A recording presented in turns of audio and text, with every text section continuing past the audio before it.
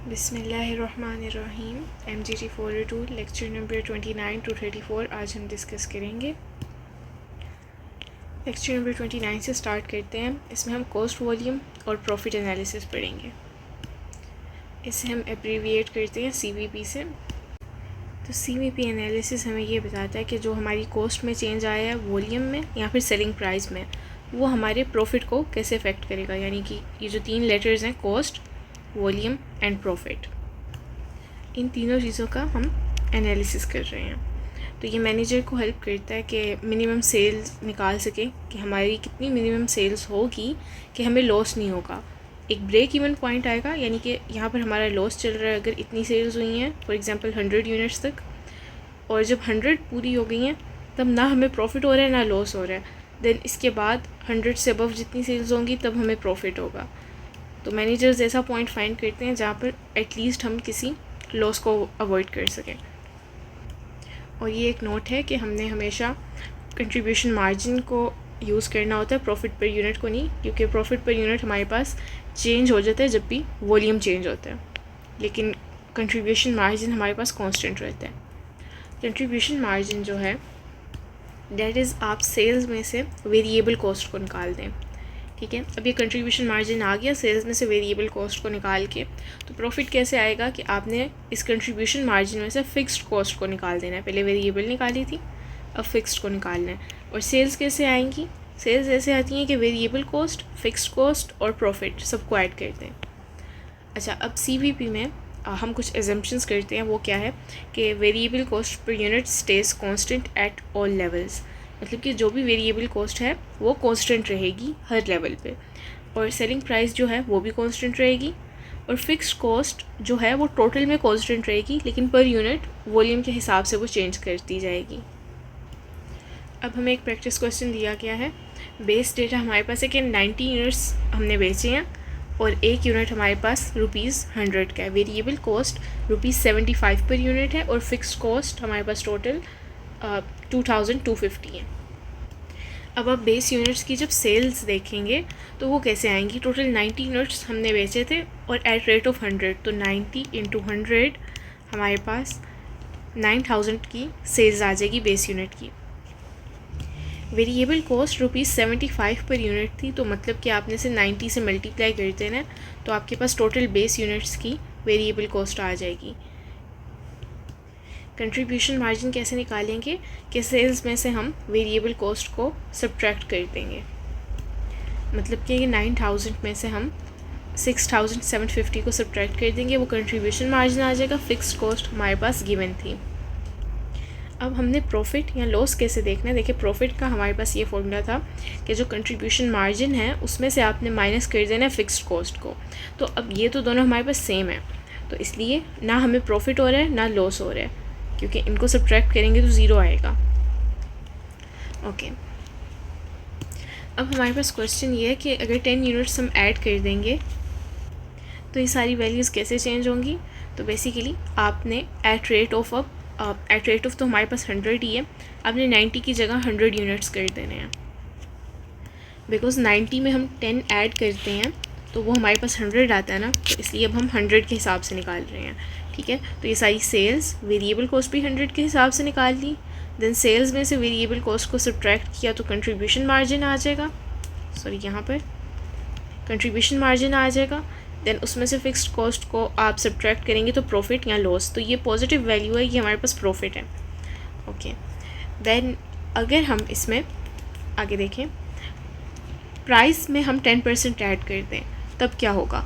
Units हमारे पास हमने 100 के साथ ही काम करना है, ठीक है, टोटल 100 यूनिट्स के साथ, लेकिन प्राइस हमारे पास 10% बढ़ रही है, तो मतलब कि 10%, अब ये हमारे पास ₹100 की जगह आपने ₹110 पर कैलकुलेशन करनी है, तो इस हिसाब से भी हमें प्रॉफिट ही हो रहा है। अगर हम प्राइस में से माइनस कर दें 10%, यानी कि अब हम एट रेट ऑफ ₹100 नहीं, एट रेट ऑफ ₹90 कैलकुलेशन कर रहे हैं, तब हमें क्या होगा। देखें, तब जब आपने कंट्रीब्यूशन मार्जिन में से फिक्स्ड कॉस्ट को माइनस किया तो आपके पास नेगेटिव वैल्यू आ रही है, ये ब्रैकेट्स नेगेटिव को इंडिकेट कर रही हैं, तो ये हमारे पास लॉस हो रहा है। इसी तरह आगे कुछ सिनेरियोज दिए गए हैं कि आपने प्राइस में से 10% माइनस किया और वॉल्यूम में 50% ऐड कर दिया, यानी यूनिट्स हमारे पास 90 की जगह 100 की जगह, बिकॉज हम 100 के साथ काम कर रहे हैं फ़िलहाल, तो 100 की जगह 150 हो गए।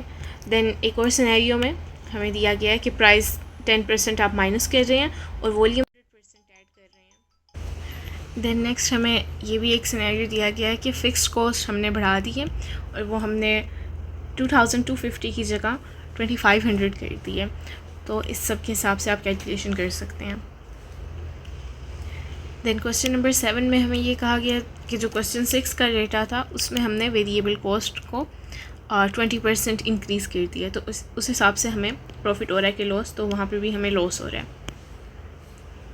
तो इन सब में आपने एक बात नोट की होगी कि जैसे हमारा सेल्स का वॉल्यूम बढ़ता है तो हमारा कंट्रीब्यूशन मार्जिन भी बढ़ता है, और जब कंट्रीब्यूशन मार्जिन बढ़ता है तो ज़्यादा प्रॉफिट होता है। और यहाँ पर इस सारे केस में हमारे पास फ़िक्स्ड कॉस्ट जो है वो चेंज नहीं होती, और अगर सेलिंग प्राइस इंक्रीज़ होती है तब भी कंट्रीब्यूशन मार्जिन बढ़ता है और प्रॉफिट ज़्यादा होता है। लेकिन जब सेलिंग प्राइस कम होती है तो कंट्रीब्यूशन मार्जिन भी कम होता है और हमें प्रॉफिट कम होता है या फिर लॉस भी हो सकता है। और जब ज़ीरो कंट्रीब्यूशन मार्जिन होगा हमारे पास, तो जो भी हमें लॉस होगा वो फ़िक्स्ड कॉस्ट के इक्वल होगा। ठीक है, जब इंक्रीज़ होगा हमारे पास वेरिएबल कॉस्ट में तब भी कंट्रीब्यूशन मार्जिन कम होगा, और contribution margin minus fixed cost हमारे पास प्रॉफिट होता है। अगर ये वाला पॉइंट आप लोग देखें ना, ये ज़ीरो कंट्रीब्यूशन मार्जिन वाला, तो ये आपको समझ आ जाएगी लॉस हमारा फ़िक्स्ड कॉस्ट के इक्वल क्यों होता है, क्योंकि कंट्रीब्यूशन मार्जिन में से हम फ़िक्स्ड कॉस्ट को माइनस करते हैं ना, तब हमारे पास प्रॉफिट आता है। तो बेसिकली अगर ये कंट्रीब्यूशन मार्जिन और फ़िक्स्ड कॉस्ट सेम होंगे तब हमारे पास या तो देखें प्रॉफिट हो सकता है ना या लॉस। तो अगर ये दोनों सेम हो तब हमारे पास ज़ीरो आ जाता है, मतलब कि ना प्रॉफिट हो रहा होता है ना लॉस।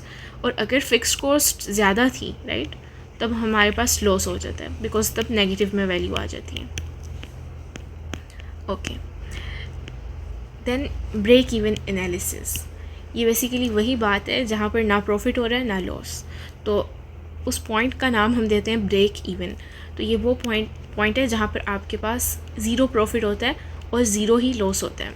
तो ब्रेक इवन पे कंट्रीब्यूशन मार्जिन फ़िक्स्ड कॉस्ट के इक्वल होता है। इसके की फार्मूलाज आपके पास क्या हैं, कंट्रीब्यूशन टू सेल्स रेशो है एक, इसमें आपने क्या करना है कि जो कंट्रीब्यूशन मार्जिन पर यूनिट है उसको डिवाइड कर देना है, जो पर यूनिट है उसको हम डिवाइड कर रहे हैं सेलिंग प्राइस पर यूनिट से। ठीक है, या फिर इसका दूसरा फार्मूला ये है कि जो टोटल कंट्रीब्यूशन मार्जिन है उसको डिवाइड कर दें टोटल सेल्स से। क्या फ़र्क है, एक हमें पर यूनिट बता रहे हैं और एक में टोटल से हम निकाल रहे हैं, तो फ़र्क नहीं पड़ता बिकॉज हम रेशियो निकाल रहे हैं ना। तो अगर एक यूनिट की निकाल लें या फिर टोटल की निकाल लें, रेशियो आपके पास सेम आएगी। Okay, then break even sales in rupees में आपने जब सेल्स निकालनी है तो जो फ़िक्स्ड कॉस्ट है उसको डिवाइड कर देंगे ये जो हमने कंट्रीब्यूशन टू सेल्स की रेशियो निकाली है उससे। देन अगर यूनिट्स में आपने ब्रेक इवन देखना है कि कितने यूनिट्स की सेल होगी, तो हमारे पास ब्रेक इवन पॉइंट आएगा, तो वो है फ़िक्स्ड कॉस्ट को आपने डिवाइड कर देना है कंट्रीब्यूशन मार्जिन पर यूनिट से।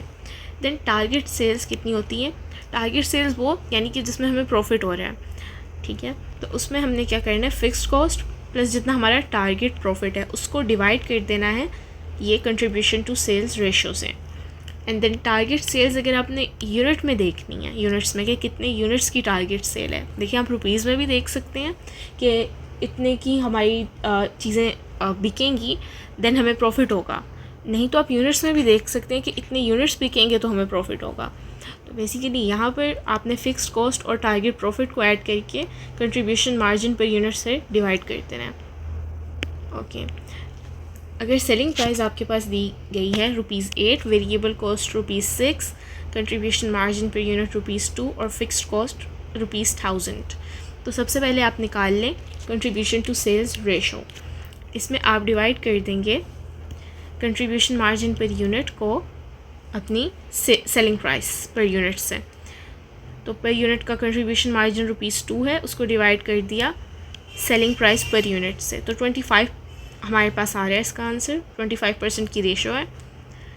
ठीक है, बेसिकली ये 0.25 भी आपके पास लिखा हो सकता है, आप इसको कन्वर्ट करके परसेंटेज में लिख सकते हैं। अच्छा, तो अब आपने रुपीज़ में ब्रेक इवन सेल्स निकालनी है कि कितने रुपीज़ की सेल्स होंगी तो हमारे पास ना प्रॉफिट हो रहा है ना लॉस। तो ये देखें, जो फिक्स्ड कॉस्ट है उसको आप डिवाइड कर रहे हैं अपनी कंट्रीब्यूशन टू सेल्स रेशो से, तो आपके पास आंसर आ गया ₹4000। और अगर अपनी यूनिट्स में निकालनी है तो जो हमारे पास फ़िक्स्ड कॉस्ट थी, राइट, जो ₹1000 थी, उसको आपने डिवाइड कर देना है 1000 को अपनी इससे कंट्रीब्यूशन मार्जिन पर यूनिट से, जो कि ₹2 है, राइट। तो आपके पास 500 यूनिट्स आ जाएंगे। बट यहाँ पर एक और भी आपको तरीका बताया गया है। देखें, ये वाला तो हमने ऊपर फॉर्मूला में पढ़ा था, राइट, कि break even sales in units, आपने फ़िक्स्ड कॉस्ट को डिवाइड कर देना है कंट्रीब्यूशन मार्जिन पर यूनिट से, राइट। लेकिन यहाँ पर एक और फॉर्मूला है कि जो हमारे पास ब्रेक इवन सेल्स आ रही है रुपीज़ में, उसको आप डिवाइड कर दें सेलिंग प्राइस से, ठीक है, कि ये रुपीज़ में आ रहा है और एक यूनिट हमें पता है ये टोटल यूनिट्स का है जहाँ पर ना प्रॉफिट हो रहा है ना लॉस, ठीक है। तो इसको हम एक यूनिट की प्राइस से अगर डिवाइड कर देंगे जो कि 8 है, तो हमें पता चल जाएगा कितने यूनिट्स हैं जहाँ पर ना प्रॉफिट हो रहा है ना लॉस। लेकिन ये तभी हमारे काम आ सकता है जब पहले हमें ब्रेक इवन सेल्स दी गई हो, राइट। तो अगर आपके पास किसी क्वेश्चन में सिर्फ फिक्स्ड कॉस्ट दी गई है and contribution margin per unit दिया गया है, तो आप यही फॉर्मूला यूज़ करेंगे। बट अगर आपके पास कंट्रीब्यूशन मार्जिन पर यूनिट नहीं दिया गया, ठीक है, और सिर्फ सेलिंग प्राइस दी गई है और ब्रेक इवन सेल्स रुपीज़ में दी गई है, तो आप ये वाला फॉर्मूला यूज़ कर लें। देन इसकी वेरिफिकेशन भी की गई है कि सेल्स को हमने देखा कि 500 यूनिट्स पर हमारे पास एट रेट ऑफ ₹8 कितनी की सेल्स होती है, तो वो 4000 की ही होती है। और उसमें से वेरिएबल कॉस्ट को हम माइनस कर दें तो जो कंट्रीब्यूशन मार्जिन आता है वो भी उतना ही आता है जितना यहाँ देखें हमें दिया गया था ना, ₹2 है और यूनिट कितने हैं, 500 हैं, तो 2 × 500 जो हमने ब्रेक इवन निकालने हैं, तो ये हमारे पास करेक्ट आंसर आ रहा है, ठीक है। मतलब कि यहाँ से हमने वेरीफाई किया और यहाँ से भी 4000 में से जब हमने वेरिएबल कॉस्ट निकाली तो आंसर सेम आ रहा है। और उसमें से अगर फ़िक्स्ड कॉस्ट हमने माइनस कर दी, ठीक है, तो हमारे पास 0 प्रॉफिट आ रहा है, यानी कि लॉस भी हमारे पास 0 ही है। तो यही ब्रेक इवन पॉइंट है हमारा। इसी तरह सेम डेटा को यूज़ करते हुए हम अपनी टारगेट कंट्रीब्यूशन मार्जिन को भी देख सकते हैं, जो कि देखें टारगेट कंट्रीब्यूशन मार्जिन क्या दिया गया है कि fixed cost plus target profit. Target profit हमारा कितना है जो हम चाहते हैं कि हो जाए एटलीस्ट हमें, तो ₹500 का टारगेट है, तो उसको हमने ऐड कर दिया अपनी फ़िक्स्ड कॉस्ट में, तो ₹1500। तो वो हमें पता है जो हमारी कंट्रीब्यूशन टू सेल्स रेशो थी उससे हमने डिवाइड कर दिया, तो टारगेट सेल्स आ गई। और टारगेट सेल्स को यूनिट्स में निकालने के लिए हमने क्या करना था, कंट्रीब्यूशन मार्जिन पर यूनिट से डिवाइड करना था। ये सब फार्मूलाज इधर लिखे हुए हैं, ठीक है। तो ये की फार्मूलाज आप मेमोराइज कर लें, इनका स्क्रीनशॉट ले लें, ठीक है। तो इसकी भी वेरिफिकेशन की गई है कि सेल्स देखा गया इतने यूनिट्स की, तो उससे हमारा टारगेट पूरा हो रहा है कि नहीं हो रहा। तो इसमें से वेरिएबल कॉस्ट को जब माइनस कर देंगे तो हमारे पास कंट्रीब्यूशन मार्जिन उतना ही आ रहा है जितना कि हमें चाहिए प्रॉफिट, और उसमें से फ़िक्स्ड कॉस्ट को हमने माइनस कर दिया। तो देखें, यानी कि 1000 तो हमारे पास पहले ही था ना, जबकि ब्रेक इवन पॉइंट था, तो उसमें 500 अगर और ऐड कर देंगे तो 500 का टारगेट पूरा हो रहा है।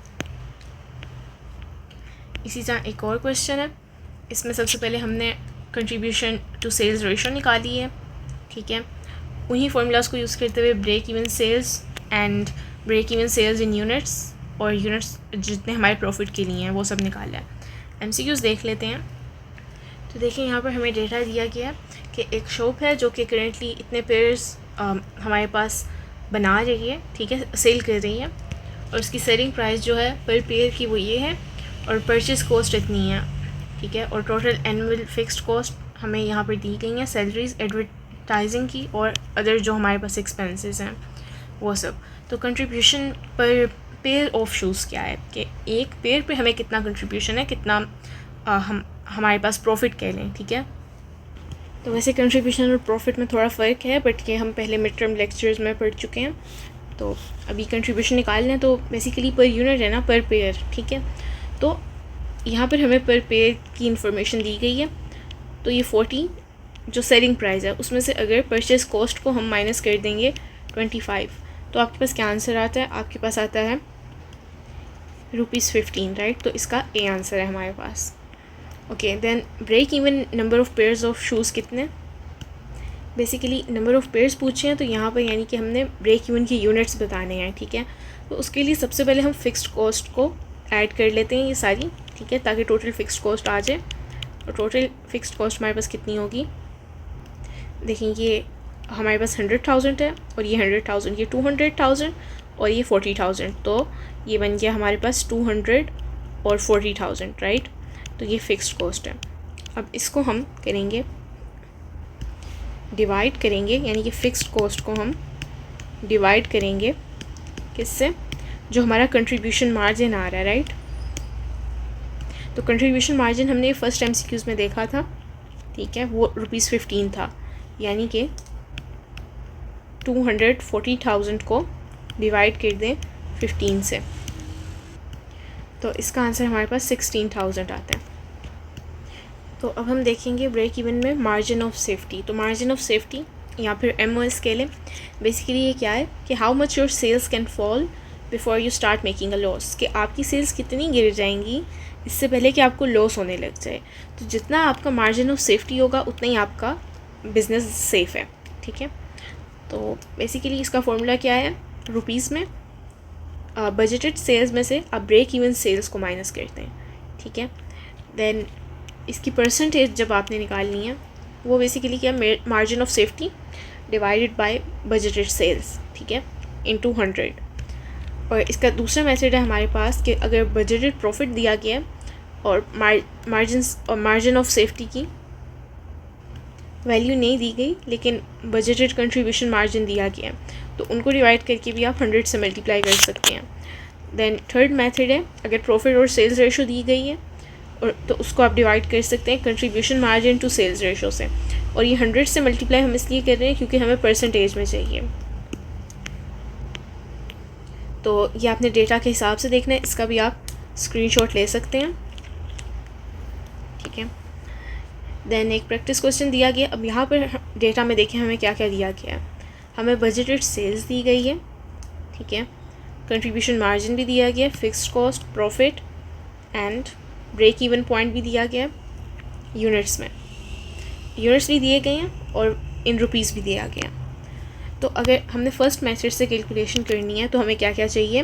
देखें, फ़र्स्ट मेथड में हमें बजटेड सेल्स चाहिए जो कि हमें दी गई हैं, उसमें से आपने माइनस कर देना ब्रेक इवन सेल्स, तो वो भी हमें दी गई हैं 4,000, ठीक है, और 100 से मल्टीप्लाई करेंगे तो बेसिकली परसेंटेज आ जाएगी, ठीक है। देन हमने अपने सेकंड मेथड से मार्जिन ऑफ सेफ्टी कैलकुलेट करना है और इसमें हमें प्रॉफिट और कंट्रीब्यूशन मार्जिन को यूज़ करना है। तो प्रॉफिट हमारे पास 400 रुपीज़ था और कंट्रीब्यूशन मार्जिन 1400, और 100 से हम मल्टीप्लाई कर रहे हैं परसेंटेज मिलाने के लिए। देन थर्ड मेथड है, इसमें हम प्रॉफिट टू सेल जो रेशो है उसको डिवाइड कर रहे हैं कंट्रीब्यूशन टू सेल्स रेशो से। ये देखें, प्रॉफिट डिवाइडेड बाय सेल्स, इसको हम 100 से मल्टीप्लाई कर रहे हैं एंड देन इसको हम डिवाइड कर रहे हैं जो 1400 हमारा कंट्रीब्यूशन था डिवाइड बाय सेल्स, और देन 100 से मल्टीप्लाई कर रहे हैं। 100 से दोनों जगह क्यों मल्टीप्लाई कर रहे हैं? परसेंटेज में लाने के लिए, ठीक है। ये हमारे पास प्रॉफिट और सेल्स की रेशो है और ये हमारे पास कंट्रीब्यूशन और सेल्स की रेशो है, जो कि सेल्स आप बेसिकली देख सकते हैं हमारे पास ये 5600 है। ओके, देन हमारे पास एक और क्वेश्चन है, इसमें कंट्रीब्यूशन मार्जिन, प्रॉफिट और मार्जिन ऑफ सेफ्टी का परसेंटेज दिया गया है, ठीक है, बल्कि ये गिवन नहीं है, गिवन इतना है, ठीक है। और ये आगे हमारा क्वेश्चन ही यही था कि आपने मार्जिन ऑफ सेफ्टी कैलकुलेट करना है। तो कंट्रीब्यूशन मार्जिन और प्रॉफिट दिया गया है जब आपको, तो आपने प्रॉफिट से कंट्रीब्यूशन मार्जिन का जो रेशो है वो लिख लेना है, ठीक है, और इसको 100 से मल्टीप्लाई कर देंगे तो परसेंटेज में आ जाएगा। Then break even sales find करनी है मार्जिन ऑफ सेफ्टी परसेंटेज से, तो सेल्स दी गई हुई हैं और मार्जिन ऑफ सेफ्टी भी दिया गया है। तो स्टेप 1 में आपने क्या करना है, मार्जिन ऑफ सेफ्टी जो है उसके आपने रुपीज़ में वैल्यू निकाल लेनी है क्योंकि आपको परसेंटेज में दिया गया था। तो सेल्स से मल्टीप्लाई करेंगे जब, तो आपके पास मार्जिन ऑफ सेल्स की मार्जिन ऑफ सेफ्टी की रुपीज़ में वैल्यू आ जाएगी। देन ब्रेक इवन पॉइंट आपने कैसे फाइंड करना है कि जो आपकी सेल्स थी उसमें से आपने अपना मार्जिन ऑफ सेफ्टी सब्ट्रैक्ट कर दिया, तो आपके पास ब्रेक इवन पॉइंट आ गया। ओके, देन हमारे पास एक क्वेश्चन है कि सेल्स हमारे पास 50,000 की है, मार्जिन ऑफ सेफ्टी 25% है और प्रॉफिट 2500 है। तो सबसे पहले आपने कंट्रीब्यूशन मार्जिन फाइंड करना है, ठीक है। तो वो हम कैसे करेंगे, देखें हमें प्रॉफिट भी दिया गया और मार्जिन ऑफ सेफ्टी का परसेंटेज भी दिया गया। तो उन्होंने क्या, आपको पता है कि मार्जिन ऑफ सेफ्टी का जो परसेंटेज है वो किसके इक्वल होता है, profit divided by contribution margin. तो यहाँ से आप कंट्रीब्यूशन मार्जिन निकाल सकते हैं ना, कि अगर ये हमारे पास इसका परसेंटेज इक्वल है प्रॉफिट ओवर कंट्रीब्यूशन मार्जिन, तो कंट्रीब्यूशन मार्जिन आप कैसे निकालेंगे, contribution margin is equal to profit over हमारे पास जो मार्जिन ऑफ सेफ्टी का परसेंटेज है। तो मतलब कि प्रॉफिट कितना था, वो 2500 था, तो इसको अगर आप डिवाइड करेंगे 25% से, तो आपके पास आपका कंट्रीब्यूशन मार्जिन आ जाएगा। 25% का क्या मतलब है, 0.25, ठीक है। तो इसको 0.25 से आप डिवाइड करेंगे तो हमारे पास आ जाएगा हमारा कंट्रीब्यूशन मार्जिन। जब कंट्रीब्यूशन मार्जिन आ गया उसके बाद वेरिएबल कॉस्ट निकालनी है। वो कैसे निकालनी है, बेसिकली सेल्स में से हम माइनस कर रहे हैं जो हमारा कंट्रीब्यूशन मार्जिन है, तो हमारे पास हमारी वेरिएबल कॉस्ट आ गई। देन फिक्स्ड कॉस्ट कैसे आएगी कि कंट्रीब्यूशन मार्जिन में से आप प्रॉफिट को माइनस कर देंगे, ठीक है। तो प्रॉफिट को माइनस कर दिया तो हमारे पास फिक्स्ड कॉस्ट आ गई। उसके बाद आपने वेरीफाई कर लिया कि सेल्स में से वेरिएबल कॉस्ट जो निकाली है उसको माइनस करें, तो ये सब्ट्रैक्ट करके हमारे पास कंट्रीब्यूशन मार्जिन आ जाता है। और अगर कंट्रीब्यूशन मार्जिन में से फिक्स्ड कॉस्ट को हम सब्ट्रैक्ट कर दें तो प्रॉफिट हमारे पास वही आ रहा है क्या जो हमें दिया गया था, तो यस हमारे पास वही आ रहा है। तो वेरीफाई हो गया। अब ब्रेक इवन सेल्स, देखिए बेसिकली यहाँ फिक्स्ड कॉस्ट जो है आपके पास, ठीक है, उसको आप डिवाइड कर रहे हैं किससे, जो कंट्रीब्यूशन टू सेल्स रेशो है। कंट्रीब्यूशन कितना है 10,000 और सेल्स की रेशो क्या थी हमारे पास, देखें सेल्स हमारे पास कितनी थी, तो 50,000 थी। तो कंट्रीब्यूशन टू सेल्स रेशो से आप डिवाइड कर रहे हैं, तो आपके पास ये ब्रेक इवन सेल्स का आंसर आ रहा है। ओके, अब इस बात को भी हम देखेंगे कि अब देखें सेल्स जो ब्रेक इवन पे हुई हैं उसमें से वेरिएबल कॉस्ट को माइनस करेंगे तो हमारे पास कंट्रीब्यूशन मार्जिन आ जाएगा, और उसमें से फिक्स्ड कॉस्ट को अगर हम सब्ट्रैक्ट करते हैं तो हमारे पास प्रॉफिट कितना आना चाहिए, 0। इसी तरह तो हमें पता चलेगा कि ब्रेक इवन सेल्स थी, ना प्रॉफिट हुआ ना लॉस। ओके, अच्छा ये मल्टी प्रोडक्ट ब्रेक इवन है, इसमें हमें 3 प्रोडक्ट्स दी गई हैं और फिक्स्ड कॉस्ट उनकी दी गई है। एक्स, वाई और जी प्रोडक्ट है हमारे पास, ठीक है, और इनका कंट्रीब्यूशन मार्जिन पर यूनिट हमें ये दिया गया है, वॉल्यूम इतना है। टोटल कंट्रीब्यूशन मार्जिन कैसे निकालेंगे, इनको मल्टीप्लाई करके, ठीक है। तो उसके बाद सेल्स दी गई हैं और कंट्रीब्यूशन टू सेल्स की रेशो दी गई है, ठीक है। तो कंबाइंड हमारे पास ब्रेक इवन पॉइंट कैसे निकलेगा, जो टोटल फिक्स्ड कॉस्ट है उसको आपने डिवाइड करना है इन सबके combined cost to sale ratio से, ठीक है। तो वो हमारे पास कितना आ रहा है टोटल का 48.9%, इससे डिवाइड करेंगे तो हमारे पास कंबाइंड ब्रेक इवन आ जाएगा। तो ये क्वेश्चंस आप देख सकते हैं ये वैसे ही होने हैं हमारे पास बिल्कुल। यहाँ तो हमने ब्रेक इवन पॉइंट फाइंड करना है, ठीक है, यूनिट्स में या फिर रुपीज़ में, या फिर हमें मार्जिन ऑफ सेफ्टी कैलकुलेट करना है, ठीक है। ये ऐसे ही क्वेश्चंस हैं। देन हमारे पास लेक्चर नंबर 32 है, break even charts and graphs. तो चार्ट्स को क्यों यूज़ करते हैं, चार्ट्स बेसिकली हमारे पास विजुअल पिक्चर होते हैं जो हमारा कॉस्ट, वॉल्यूम और प्रॉफिट का रिलेशनशिप है उसको रिप्रेजेंट करने के लिए। तो खाली नंबर्स यूज़ करने के बजाय आपको यानी कि एक नज़र में देख के पता चल सकता है कि कहाँ पर ब्रेक इवन है, ठीक है, और मार्जिन ऑफ सेफ्टी कैसा दिख रहा है, प्रॉफिट कैसा है। तो हमने ड्रॉ कैसे करना होता है, बेसिकली हमारे पास टाइप 1 है इसकी, कन्वेंशनल ब्रेक इवन चार्ट, जो कि आमतौर पे यूज़ किया जाता है, ठीक है, मतलब कि कन्वेंशनल है। ओके, फिक्स्ड कॉस्ट लाइन जो है हमारे पास इसमें हॉरिजॉन्टल स्ट्रेट लाइन होती है parallel to the x axis. अब एक्स एक्सिस क्या होता है, बेसिकली ये हॉरिजॉन्टल एक्सिस होता है, इसे हम एक्स एक्सिस कहते हैं, ठीक है, और ये जो वर्टिकल एक्सिस होता है इसे हम वाई एक्सिस कहते हैं। तो जो कॉस्ट हमारी फिक्स्ड है उसको कहाँ पर हम यानी कि ड्रॉ करते हैं, तो इसके लिए हम एक हॉरिजॉन्टल स्ट्रेट लाइन ड्रॉ करते हैं जो कि पैरेलल होती है एक्स एक्सिस से। पैरेलल मतलब कि इस तरह बिल्कुल उसी के डायरेक्शन में जा रही होती है, ठीक है। वेरिएबल कॉस्ट लाइन क्या है, वो ओरिजिन से स्टार्ट होती है। ओरिजिन कहाँ होता है, यहाँ पर, जहाँ पर हमारे पास स्टार्ट हो रहा है, ठीक है। तो ये हमारे पास अपवर्ड जाती है, ठीक है, वेरिएबल कॉस्ट की लाइन। ओके, देन हमारे पास टोटल कॉस्ट की जो लाइन है ये फिक्स प्लस वेरिएबल, ठीक है, यानी कि फ़िक्स कॉस्ट के लेवल से स्टार्ट होती है, ठीक है, और देन इसकी स्लोप अप जाती है। देन सेल्स रेवेन्यू की लाइन ये ओरिजिन से स्टार्ट होती है, इसकी स्लोप भी अपवर्ड जाती है, लेकिन ये स्टीप होती है ज़्यादा वेरिएबल कॉस्ट से। देन ब्रेक इवन पॉइंट, जहाँ पर सेल्स लाइन कॉस्ट लाइन को क्रॉस करती है, ठीक है, फॉर एग्जांपल दिस पॉइंट, ठीक है। देन मार्जिन ऑफ सेफ्टी, ये हमारे पास बजटेड सेल्स और ब्रेक इवन के दरमियान में जो गैप होता है एक्स एक्सिस पर, उसे मार्जिन ऑफ सेफ्टी कहते हैं। अच्छा, कंट्रीब्यूशन ब्रेक इवन चार्ट हमारे पास सेकंड टाइप है। ये सेम ही है कन्वेंशनल जैसा, लेकिन इसमें जो वेरिएबल कॉस्ट है वो हम पहले ड्रॉ करते हैं बॉटम पर, ठीक है, और फिक्स कॉस्ट उसके ऊपर स्टैक की जाती है। इसका क्या हमें फ़ायदा होता है कि हम डायरेक्टली कंट्रीब्यूशन मार्जिन को और कंट्रीब्यूशन अमाउंट को रीड ऑफ कर सकते हैं एक्टिविटी के किसी भी लेवल पर।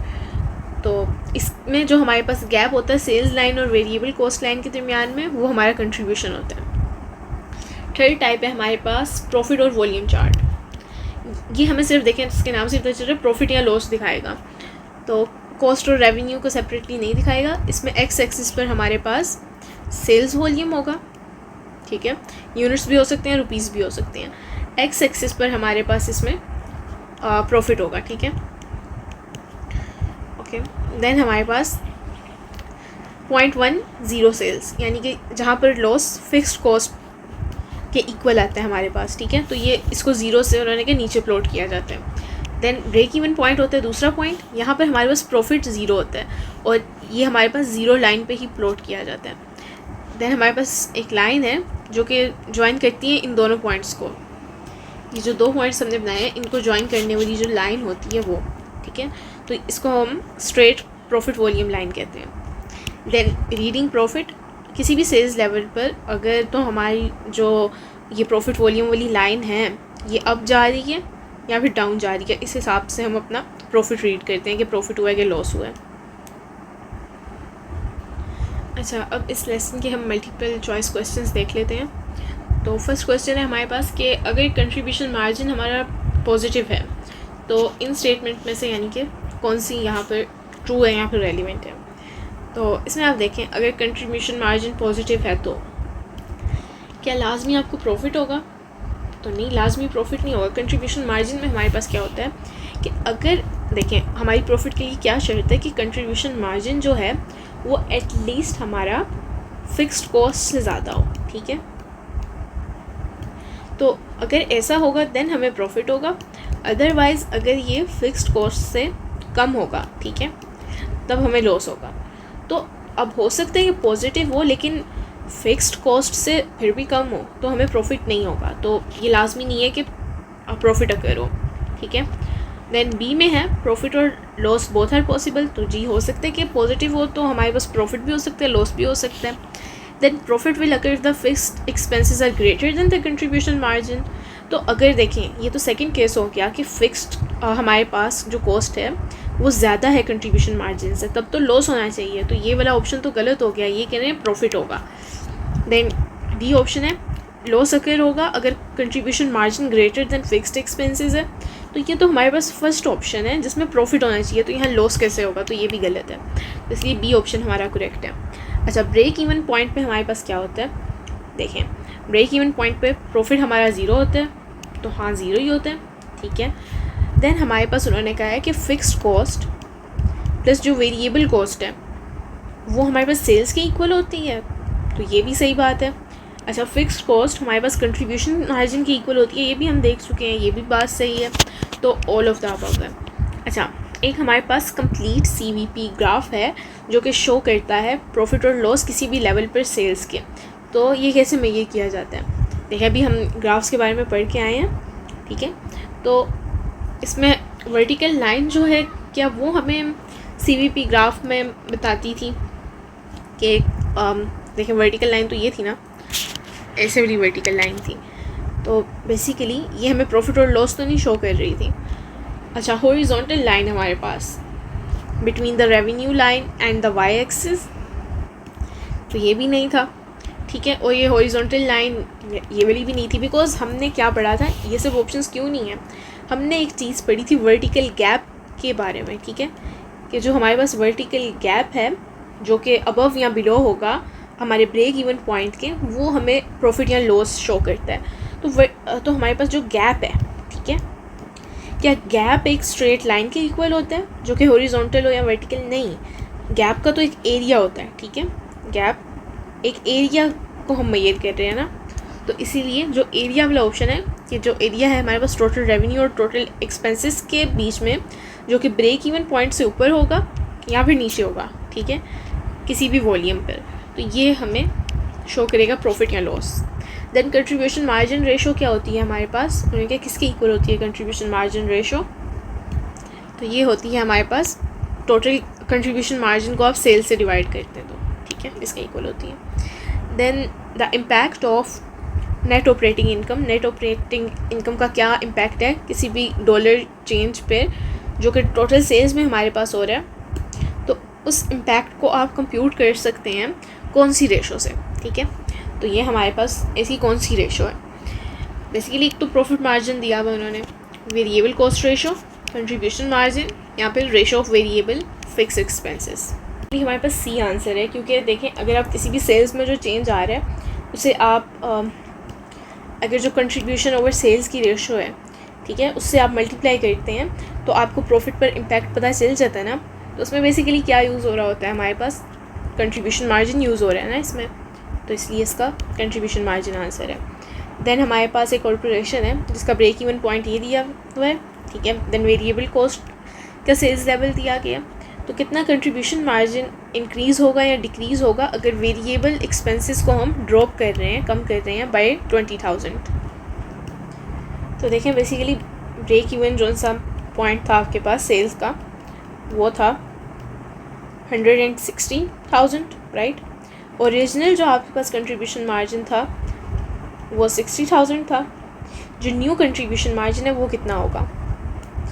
ये 60,000 हमारे पास कैसे आया? देखें 160,000 में से आपने 100,000 को माइनस कर दिया ना, तो ये 60,000 आ गया, ठीक है। अब इसमें से आपने जब नया कंट्रीब्यूशन मार्जिन देखेंगे तो देखें वेरिएबल एक्सपेंसेस को हम 20,000 से ड्रॉप कर रहे हैं ना, तो एक्सपेंसेस को हम ड्रॉप कर रहे हैं, यानी कि कंट्रीब्यूशन मार्जिन तो हमारा इंक्रीज़ होगा, ठीक है। तो ये 20,000 से इंक्रीज़ हो गए और हमारे पास ये 80,000 बन जाएगा। ऐसा तो खैर अब हमने इंक्रीज़ की परसेंटेज देखनी है, राइट, कि इंक्रीज़ कितना हुआ है। तो इंक्रीज़ तो हमारा 20,000 से हुआ है ना, ठीक है, 20,000। तो जो ओरिजिनल कंट्रीब्यूशन मार्जिन था वो कितना था? 60,000, राइट। तो ये अब हम इसका इंक्रीज़ का परसेंटेज देख सकते हैं, इसको आप 100 से मल्टीप्लाई करते हैं तो ये अप्रोक्सीमेटली आपके पास 33 समथिंग 30 की लाइन में आएगा, ठीक है। तो बेसिकली इंक्रीज़ कर रहा है ना, तो ये डिक्रीज़ वाले तो दोनों ऑप्शंस गए, तो मोस्ट रेलिवेंट आपका यही है, ए ऑप्शन। ओके, देन हमारे पास है कि कौन सी स्टेटमेंट CVP इक्वेशन को रिप्रेजेंट करती है, ठीक है। तो CVP इक्वेशन आपके पास क्या थी कि जो सेल्स हैं हमारे पास वो इक्वल होती है variable plus fixed cost plus जो प्रॉफिट है, ठीक है। तो ये हमारे पास किस में आ रहा है ऑप्शन देख लेते हैं हम। इसमें तो कंट्रीब्यूशन मार्जिन आ रहा है, तो ये वाले तो दोनों ऑप्शन गए, ठीक है। Then variable plus fixed plus profit, तो ये सी ऑप्शन है, बिकॉज इसमें सब्ट्रैक्ट कुछ नहीं हो रहा हमारे पास, तो डी ऑप्शन नहीं हो सकता। देन हमारे पास है कि मार्जिन ऑफ सेफ्टी जो है वो टर्म को आप बेस्ट डिस्क्राइब कैसे कर सकते हैं, वो किस चीज़ का एक्सेस है, मतलब किस चीज़ की ज़्यादती है वो, ठीक है। तो ये जो मार्जिन ऑफ सेफ्टी ये बेसिकली हमारे पास होती है कि इसका फॉर्मूला अगर आप याद करें तो बजटेड सेल्स में से आप ब्रेक इवन पॉइंट को माइनस करते हैं, तब हमारे पास आता है ना। तो मतलब कि ब्रेक इवन पॉइंट के ऊपर जितनी हमारे पास सेल्स जा रही हैं ये वो हैं, ठीक है, यानी कि किस चीज़ का एक्सेस हुआ ये, तो आप ऑप्शंस पढ़ के देख सकते हैं। कंट्रीब्यूशन मार्जिन और फिक्स्ड एक्सपेंसेस का नहीं, total expenses over break even point नहीं, sales over break even point, देखें ब्रेक इवन पॉइंट से ऊपर जितनी सेल्स हो रही हैं, ठीक है, उसमें से हम ब्रेक इवन पॉइंट को माइनस कर रहे हैं ना, तो ये सी ऑप्शन हमारे पास करेक्ट हुआ। ओके देन ट्रू और फॉल्स है हमारे पास। अच्छा, तो ये फर्स्ट में हमें क्या कह रहे हैं, बेसिकली वो ये पूछना चाह रहे हैं कि जो हमारे पास ये कॉस्ट, वॉल्यूम और प्रॉफिट है, ये समराइज़ करता है किस चीज़ को, कि वॉल्यूम का और कॉस्ट का, रेवेन्यू का, प्रॉफिट का क्या अफेक्ट है, ये उन सबको समराइज़ करता है। तो ये बात तो हमारे पास ट्रू है, ठीक है। देन सेकंड पे आ जाएं, ये हमें क्या कह रहे हैं कि जो ब्रेक इवन पॉइंट है वो वहाँ होता है जहाँ पर रेवेन्यू और एक्सपेंसेस इक्वल होते हैं, तो ये बात भी करेक्ट है, ठीक है। देन थर्ड में वो हमसे क्या पूछ रहे हैं, वो ये पूछ रहे हैं कि जो बेसिकली टोटल कंट्रीब्यूशन मार्जिन है आपका, वो इक्वल होता है total revenue minus total fixed cost के। तो नहीं, ये फॉल्स है, क्योंकि कंट्रीब्यूशन मार्जिन तो होता है रेवेन्यू माइनस वेरिएबल कॉस्ट, ठीक है। तो ये हमारे पास फॉल्स है। ओके देन फोर्थ देखते हैं, इसमें हमें क्या कहा जा रहा है कि जो कंट्रीब्यूशन मार्जिन है उसको आप डिवाइड कर दें सेल्स प्राइस से, तो आपके पास कंट्रीब्यूशन मार्जिन की रेशियो आ जाएगी। तो ये बात हमारे पास करेक्ट है, ठीक है। देन फिफ्थ देखें, फिफ्थ में हमें कह रहे हैं सेलिंग प्राइस में से variable cost per unit minus कर दो, तो आपके पास क्या पर यूनिट कंट्रीब्यूशन मार्जिन आ जाएगा। तो सही बात है, आ जाएगा, ठीक है, ट्रू। देन सिक्स देखें, कंट्रीब्यूशन मार्जिन की जो रेशो है, ठीक है, वो हमारे पास क्या इक्वल है, contribution margin per unit divided by sales price per unit. तो ये भी हमारे पास बात करेक्ट है। ओके देन सेवन्थ है कि सेफ्टी मार्जिन इक्वल है बजटेड सेल्स माइनस जो हमने हमारे पास जो ब्रेक इवन पॉइंट है उसकी सेल्स को माइनस कर दो। तो ये तो आप ऊपर भी देख के आए हैं लास्ट MCQs में, ठीक है। तो ये बात हमारे पास ट्रू है। देन 8 में देखें, उन्होंने एक कंपनी का हमें ब्रेक इवन सेल्स दी हुई हैं, ठीक है, वो 40,000 है, कंट्रीब्यूशन मार्जिन 40% है, फिक्स्ड कॉस्ट हमारे पास 24,000 है, ठीक है। और जो इंक्रीज़ हमारे पास आ रहा है new break even point basically, वो हमारे पास 4,40,000 है। तो ये बेसिकली, अच्छा ये जो बेसिकली दिया हुआ ना, ये फिक्स्ड कॉस्ट का इंक्रीज़ है, ये टोटल फिक्स्ड कॉस्ट नहीं है, ठीक है, फिक्स्ड कॉस्ट में जितना इंक्रीज़ हुआ है। तो इसकी आप कैलकुलेशंस करके देखें, ये अप्रोक्सीमेटली ट्रू आएगा, ठीक है। तो कम्प्लीटली ट्रू नहीं है, बट अप्रोक्सीमेटली है, तो आपसे ट्रू कह सकते हैं, ठीक है। देन अच्छा 9th में हमें क्या कह रहे हैं कि बेसिकली जो कंट्रीब्यूशन मार्जिन है हमारे ब्रेक इवन पॉइंट पे, वो सेल्स के हमारे जो फिक्स कॉस्ट है उसकी इक्वल है। देखें ब्रेक इवन सेल्स पे इतना है, तो जो फिक्स कॉस्ट है वो उन्होंने कहा इतनी होगी, और ये दोनों वैल्यूज़ तो हमारे पास सेम है। यानी कि वो ये कहना चाह रहे हैं कि कंट्रीब्यूशन मार्जिन जो ब्रेक इवन पर है, क्या वो हमारी फिक्स्ड कॉस्ट के इक्वल होगा। तो बाय डेफिनेशन यही होगा, क्योंकि ब्रेक इवन पॉइंट हमारे पास इक्वल होता है ब्रेक इवन पॉइंट पर, ठीक है। एट ब्रेक इवन पॉइंट हमारे पास कंट्रीब्यूशन मार्जिन फिक्स्ड कॉस्ट के इक्वल होता है, तो ये बात तो ट्रू है। अच्छा देन हमारे पास 10th है कि जो वेटेड एवरेज है वो हमारे पास उन्होंने दी हुई है, ठीक है। वेटेड एवरेज कंट्रीब्यूशन मार्जिन ₹7 है, ठीक है। इस पूरे में आपने कैलकुलेट करके देखना है। देखें 50 यूनिट्स हैं, ओके, उसने सेल किए हैं, ठीक है। ए का कंट्रीब्यूशन मार्जिन ₹8 है, 200 यूनिट्स बी के सेल किए हैं, उसका कंट्रीब्यूशन मार्जिन ₹6 है, ठीक है। तो इसकी आप कैलकुलेशन करके देखेंगे।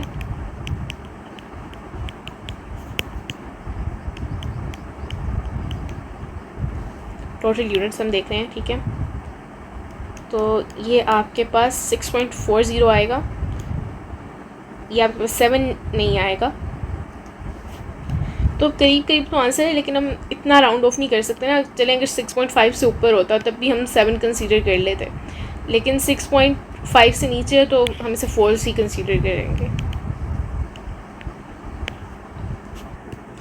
अच्छा देन लेसन नंबर 33 देख लें, व्हाट इज़ अ बजट। तो इसकी डेफिनेशन क्या है। बजट हमारे पास एक रिटन प्लान होता है जिसको हम किस टर्म्स में लिखते हैं, मनी के टर्म्स में। एक स्पेसिफिक हमारे पास फ्यूचर के पीरियड के लिए, यूजुअली 1 ईयर के लिए। तो ये हमें क्या शो करता है, एस्टिमेटेड कॉस्ट और रेवेन्यू जो कि हम एस्टिमेट कर रहे हैं। तो ऑर्गेनाइजेशन को पता चल जाए कि हम एम किस चीज़ के लिए कर रहे हैं, कितना हमारा कितनी हमारी कॉस्ट होनी चाहिए, कितनी उसके बदले में हमारी सेल्स होनी चाहिए, ठीक है। तो बजटिंग के क्या बेनिफिट्स हैं, एफिशिएंसी और इम्प्रूवमेंट बढ़ती है, ठीक है, कम्युनिकेशन हम तमाम डिपार्टमेंट्स में करते हैं, और देन मैनेजर्स को मोटिवेशन मिलती है कि जो गोल्स अचीव करने हैं, ठीक है, जो सेट किए गए हैं उनको अचीव किया जाए। एज अ बेंच मार्क ये सर्व करता है कि साल के एंड पे आपको पता चलता है कि जो हमने सोचा था क्या वही हुआ है, एटलीस्ट ये, यानी कि हमारा बेंच मार्क है, इससे ऊपर करना है या फिर कम से कम हमने इतना करना है, ठीक है। देन टीम स्पिरिट हमारे पास बढ़ती है। वेस्ट और जो हमारे पास लॉस होते हैं उनको आइडेंटिफाई पहले ही किया जा सकता है और रिड्यूस किया जा सकता है। मैनेजर की परफॉर्मेंस को इवेल्यूएट किया जा सकता है कि ये सही से जितना बजट के मुताबिक हमने प्लान बनाया था या ये उसमें मैनेज कर पा रहे हैं। देन मैनेजर्स को हम एजुकेट करते हैं बिज़नेस के बारे में। अच्छा, बजट में हमारे पास की टर्म्स कौन से हैं? एक बजटरी कंट्रोल है। इसका क्या मतलब है कि बजट को यूज़ करना किस चीज़ के लिए, एक्चुअल वर्सेस प्लान को कंपेयर करने में, फिर देन करेक्टिव एक्शन लेना कि जो हमने प्लान किया था और एक्चुअल में क्या हुआ है और इसको सही करने के लिए हम क्या करेक्टिव एक्शन ले सकते हैं। तो ये सब कंट्रोल का काम है ना, कंट्रोल कर रहे हैं बेसिकली, तो budgetary control. Then budget controller, जो हमारे पास पर्सन है जो कि रिस्पॉन्सिबल है प्रिपेयर करने के लिए और बजट्स को इम्प्लीमेंट करने के लिए, और ये डायरेक्ट किसको रिपोर्ट करते हैं? CEO को, उसको हम बजट कंट्रोलर कहते हैं। देन बजट कमेटी, जो कमेटी है हमारे पास वो बेसिकली तमाम डिपार्टमेंट्स के जो उनसे हेड्स होते हैं वो एक साथ ये कमेटी प्रिपेयर करते हैं और बजट्स को मॉनिटर करते हैं। देन की फैक्टर या फिर लिमिटिंग फैक्टर, ये मेन कंस्ट्रेंट होता है जो कि बिज़नेस को लिमिट करता है। फॉर एग्जांपल सेल्स की डिमांड है या फिर रॉ मटेरियल्स की डिमांड है, तो बजट में सबसे पहले यही हमारे पास प्रिपेयर किया जाता है क्योंकि की फैक्टर है। देन बजट पीरियड, ये वो स्पैन है जिसको बजट कवर करता है, यानी कि ये हमारे पास सेमी एनुअल भी हो सकता है या फिर एनुअली हो सकता है, 5 सालों का बजट भी हो सकता है। अच्छा, रोलिंग बजट क्या है? ये हमेशा इसको 12 महीने अहेड रखा जाता है, ठीक है। जैसे कि एक महीना पास हो जाता है तो नया महीना ऐड कर दिया जाता है, यानी कि इसको 12 से 11 मंथ्स नहीं होने दिया जाता है। जैसे 11 होता है तो हम एक अगला महीना ऐड कर देते हैं, ठीक है। Then fixed budget versus flexible budget क्या है? फिक्स बजट हमारे पास एक फ़िक्स लेवल ऑफ एक्टिविटी पर बेस करता है, ये हमारे पास flexible different levels of activity पर बेस करता है। फिक्स बजट में हमारे पास यूज़फुलनेस ख़त्म हो जाती है अगर एक्चुअल जो हमारे पास आ रहे हैं फिगर्स वो जो हमने एस्टिमेट किया था उससे डिफरेंट है, यानी कि, ठीक है। और फ्लेक्सिबल बजट फिर भी एक्टिविटी के दूसरे लेवल्स पर भी यूज़फुल रहता है। ये फिक्स्ड और वेरिएबल को सेपरेट नहीं करता, ये फिक्स्ड और वेरिएबल को सेपरेट करता है, दोनों कॉस्ट को। देन ये कंट्रोल के लिए कम यूज़फुल है और ये ज़्यादा यूज़फुल है कंट्रोल के लिए। अच्छा, प्लानिंग प्रोसेस क्या है? इसके 6 स्टेप्स हैं हमारे पास। सबसे पहले आप ऑब्जेक्टिव्स को आइडेंटिफाई करें कि मकासद क्या हैं। देन अल्टरनेटिव एक्शंस भी देखे जाएँ कि इनको अचीव करने के लिए हम कौन कौन से मुख्तलिफ ऑप्शंस को परसू कर सकते हैं। देन डेटा को गैदर किया जाए हर अल्टरनेटिव के लिए, ठीक है, कि ये ऑप्शन के लिए हमारे पास ये डेटा होना चाहिए, दूसरे ऑप्शन के लिए कोई और डेटा होगा, वो सब गैदर किया जाए। देन बेस्ट अल्टरनेटिव को सिलेक्ट किया जाए कि इन सब में से बेहतरीन ऑप्शन कौन सा है। देन प्लान को इम्प्लीमेंट किया जाए और देन रिजल्ट्स को मॉनिटर किया जाए, और जो अगर कहीं डिविएशंस आ रही हैं, यानी कि जो ओरिजिनल प्लान था सीधा जाना और आप यहाँ जा रहे हैं, तो उस डिविएशन को कंट्रोल किया जाए, आप वापस सीधे रास्ते पे आएँ, ठीक है, प्लान से डिविएट ना हो। देन बजट्स की टाइप कितनी है? टाइम के लिहाज से बजट की हमारे पास ये टाइप्स हैं, लॉन्ग टर्म या शॉर्ट टर्म, यानी कि लॉन्ग टर्म में सेवरल ईयर्स आ जाते हैं, ठीक है, और शॉर्ट टर्म में यूजुअली 1 ईयर। अच्छा, करंट या फिर रोलिंग, जो करंट बजट है ये भी हमारे पास टाइम पे बेस करता है, यानी कि ये अभी यूज़ किया जाता है। रोलिंग आपको बता दिया हमेशा 12 मंथ्स अहेड रहता है। अच्छा, बाय फंक्शन हमारे पास कितनी टाइप्स आ जाती हैं, ठीक है। बाय फंक्शन हमारे पास सेल्स बजट होता है, ये सेल्स को फोरकास्ट करता है, ठीक है। प्रोडक्शन बजट में सेल्स बजट और डिज़ायर्ड जो हमारे स्टॉक के लेवल्स हैं उनको ऐड किया जाता है। जो मटेरियल बजट है ये बेसिकली प्रोडक्शन बजट होता है। जो लेबर बजट है ये भी प्रोडक्शन बजट पे ही बेस करता है। अच्छा, देन फैक्ट्री ओवरहेड का बजट ये किस पर बेस करता है? ये भी प्रोडक्शन बजट पर ही बेस करता है। ये तीनों बातें आपने देखी होंगी, हम हमेशा प्रोडक्शन में देखते हैं, मटेरियल, लेबर और factory overhead. Then cash budget ये इन सब पर डिपेंड करता है, ऊपर वाली चीज़ों पे। और मास्टर बजट ये सब बजट्स को कंबाइन करके हमारे पास बनता है, ओके। अच्छा, वैसे सबसे पहले हमारे पास सेल्स बजट प्रिपेयर किया जाता है। देन बजटिंग का प्रोसेस क्या है, इसके 4 स्टेप्स हैं। सबसे पहले फोरकास्टिंग, यानी कि आप फोरकास्ट करें सेल्स, मटेरियल अवेलेबिलिटी और कैश अवेलेबिलिटी के, ये सब हम एस्टिमेट कर रहे हैं फ्यूचर के लिए। देन हमने क्या करना है, आइडेंटिफाइंग प्रिंसिपल बजट फैक्टर, कि जो मेन लिमिटिंग फैक्टर है उसको आइडेंटिफाई करना है, क्या इस लिमिटेशन को रिमूव किया जा सकता है। देन आपने ये देखना है कि अगर ये कंस्ट्रेंट जो है इसे फिक्स किया जा सकता है तो इसकी क्या कॉस्ट है।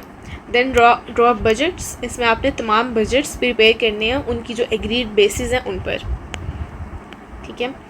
देन लेक्चर नंबर 34 है हमारे पास, प्रोडक्शन एंड सेल्स बजट, ठीक है। तो टाइप्स ऑफ बजट की समरी आपने देख ली, लॉन्ग टर्म होते हैं, short term, current and rolling, ये बाय टाइम हमारे पास होता है। बाय फंक्शंस हमारे पास ये वाले बजट होते हैं, और बाय फ्लेक्सिबिलिटी देखा जाए तो हमने देख लिया था फिक्स्ड या फिर फ्लेक्सिबल बजट होता है हमारे पास। रोलिंग बजट का आपको बता दिया, ये हमेशा 12 महीने आगे रहते हैं, ठीक है। तो जैसे फॉर एग्जांपल जनवरी 2025 से दिसंबर 2025 का बजट था, जैसे मार्च पास किया तो पिछला जनवरी से मार्च 2025 तक का आपके पास वो तो चला गया ना, ठीक है। तो देखिए जनवरी 2025 से लेकर दिसंबर 2025 तक, ठीक है। अब जनवरी और फरवरी और मार्च ये गुजर गए, ठीक है। अब मार्च में आ गए हैं फॉर एग्जांपल, तो अब ये कितने महीने बचे, अब तो ये 10 महीने बचे, लेकिन ये हमें नहीं चाहिए। अब पिछले महीनों को हम दोबारा ऐड नहीं कर सकते, ठीक है। तो अब हम क्या करेंगे, हम 2026 के जनवरी और 2026 के फरवरी को ऐड कर देंगे, ठीक है। तो 2026 से हम ऐड कर देंगे, मतलब कि इसको हम टोटल 12 महीनों पर ही रखेंगे, 10 पर नहीं रखेंगे, ठीक है। तो अब ये मार्च 2026 तक कवर कर रहे हैं। देखिए इन्होंने मार्च भी कर लिया ना, क्या इन्होंने मार्च भी निकाल दिया, ठीक है। तो अब आपका अप्रैल से स्टार्ट हो रहा है, तो ये कहाँ तक जाएगा, इसमें से कितने सब्ट्रैक्ट उन्होंने कर दिए, जनवरी, फरवरी गया और मार्च गया। तो अब अप्रैल 2025 से ये तीनों हमने अगले साल के ऐड कर देने हैं, यानी कि मार्च 2026 तक, ठीक हो गया। अच्छा, देन सेल्स बजट है, ये हमारे पास फाउंडेशन है और सब बजट्स इसी की बेसिस पर बिल्ड किए जाते हैं। तो सेल्स मैनेजर इसे प्रिपेयर करता है, कौन, सेल्स मैनेजर, ठीक है।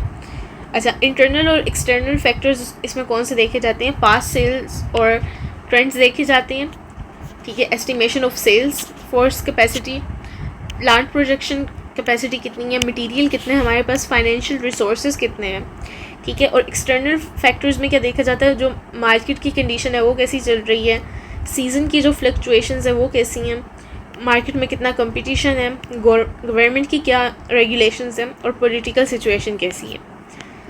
देन प्रैक्टिस क्वेश्चन आपको दिया गया है, 3 टाउन्स हैं ABC, प्रोडक्ट्स हमारे पास 2 हैं और उनके रेट्स दिए गए हैं। बजट आपने जनवरी, फरवरी और मार्च के लिए प्रिपेयर करना है। तो देखें टाउन A के लिए जो हमारे पास प्रोडक्ट X है, ठीक है, जो कि हमारे पास 16 रुपीज़ के रेट पर है, तो उसके कितने यूनिट्स हैं। तो बेसिकली जनवरी में आपने फोरकास्ट किया कि हमारे पास इतने यूनिट्स हैं, तो उसकी हमारे पास आ गई कॉस्ट ऑफ मैन्युफैक्चरिंग, ठीक है, कि 16 रुपीज़ के रेट पर था हमारे पास। तो हमने बेसिकली जितने यूनिट्स हैं उनसे मल्टीप्लाई करके उसकी कॉस्ट निकाल दी है। इसी तरह फरवरी के लिए, इसी तरह मार्च के लिए। अब टाउन A में जो प्रोडक्ट Y थी उसके लिए भी सेम काम कर लिया, ठीक है। देन टाउन A का हमने टोटल कर लिया। देन टाउन B के लिए हमने क्या करना है, टाउन B के लिए भी दोनों प्रोडक्ट्स को देखना है, ठीक है। ये हमें सारा डेटा दिया गया होगा। देन टाउन B के लिए भी टोटल कर लेना है। देन टाउन C के लिए भी दोनों प्रोडक्ट्स को टोटल कर लेना है, ठीक है। तो जहाँ पर इस तरह दिया गया ना, इसका मतलब कि इन महीनों के लिए, जनवरी और फरवरी के लिए टाउन C में प्रोडक्ट Y नहीं मैन्युफैक्चर हो रही थी, यहाँ पर वहाँ पर नहीं थी, ठीक है, उसकी सेल्स नहीं हो रही थी, सेल्स बजट है, ठीक है। ओके, देन हम आ जाते हैं प्रोडक्शन बजट पर। प्रोडक्शन बजट हमें क्या बताता है कि कितने यूनिट्स मैन्युफैक्चर करने हैं। तो ये सेल्स बजट पर हमारे पास बेस्ड होता है और इसमें हम डिज़ायर्ड स्टॉक लेवल्स को भी ऐड करते हैं, ठीक है। देन यहाँ पर देखिए हमारे पास क्या है, सबसे पहले फॉर्मूला के यूनिट्स आपने कितने बेचने हैं, ठीक है। तो ये सेल्स बजट से पता चलेगा, इस वाले बजट से पता चलेगा, ठीक है। और ये इनकी सेल्स प्राइस थी, ओके, ये इनकी कॉस्ट नहीं थी, सेल्स थी। अच्छा, तो जब आप अपने डिज़ायर्ड बता देंगे कि हमें इतने यूनिट्स चाहिए और जितने सेल से पता था इतने बेचने हैं, दोनों को ऐड कर देंगे तो जितने यूनिट्स चाहिए वो आ जाएंगे, ठीक है। उसमें से आप फिनिश जो गुड्स हैं उनका ओपनिंग स्टॉक माइनस कर देंगे, यानी कि इतने पहले ही बने हुए थे, तो आपके पास वो यूनिट्स आ जाएंगे जो आपने मैन्युफैक्चर करने हैं, ठीक है। तो प्रोडक्शन बजट की भी डेमोन्स्ट्रेशन आपको दिखाई गई है, ठीक है। इतने यूनिट्स हमने बेचने थे, उसमें क्लोजिंग स्टॉक को ऐड कर दिया, यूनिट्स अवेलेबल हमारे पास इतने थे, ठीक है। इसमें से ओपनिंग स्टॉक को माइनस कर दिया और यूनिट्स मैन्युफैक्चर इतने करने हैं, ठीक है। ये यूनिट्स अवेलेबल से यहाँ पर क्या मुराद है कि इतने यूनिट बेचने हैं और इतने हमें यानी कि चाहिए। तो बेसिकली ये यूनिट्स हमने पहले कहा कि हमें चाहिए, ठीक है, लेकिन कुछ ओपनिंग स्टॉक में भी पड़े हुए थे, उनको सब्ट्रैक्ट कर दिया, तो देन हमारे पास एक्चुअल वो आया जितने हमने मैन्युफैक्चर करने हैं, ठीक है। तो ये लास्ट प्रॉब्लम क्वेश्चन है, इसमें 3 महीने का हम प्रोडक्शन बजट प्रिपेयर कर रहे हैं, जैसे कि P, Q, R और S, इन सब का हमारे पास ओपनिंग स्टॉक दिया गया, ठीक है, और सेल्स इतनी, एंड देन क्लोजिंग स्टॉक। तो आपने क्लोजिंग स्टॉक और सेल्स को इनको तो ऐड करना है, ठीक है, और उसमें से माइनस कर देना ओपनिंग स्टॉक, क्योंकि ओपनिंग स्टॉक तो पहले ही पड़ा हुआ है, ठीक है। ओपनिंग स्टॉक को माइनस करना है, तो आपके पास यूनिट्स टू मैन्युफैक्चर आ जाएंगे, ठीक है। और लेक्चर नंबर 29 से हमने 34 तक देख लिया और यहीं पर हम एंड करते हैं। नेक्स्ट में हम इंशाल्लाह लेक्चर नंबर 35 से ऑनवर्ड देखेंगे।